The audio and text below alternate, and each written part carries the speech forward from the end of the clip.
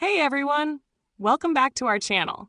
Today, I'm going to show you how to do an image search on Google. Whether you need an image for a project, a presentation, or just for fun, Google Images is a great way to find what you're looking for quickly and easily. Let's get started. All right, here we are on google.com. To start searching for images, simply click on the Images tab at the top right corner of the Google homepage.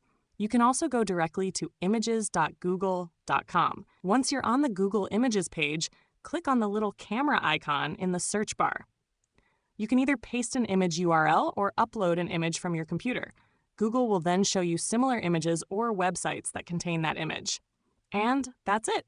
Using Google Images is a super easy way to find any kind of image you need or to track down where an image comes from using reverse search. If you found this tutorial helpful, make sure to give it a thumbs up, subscribe for more tech tips, and hit the notification bell so you never miss an update. Thanks for watching, and I'll see you in the next one.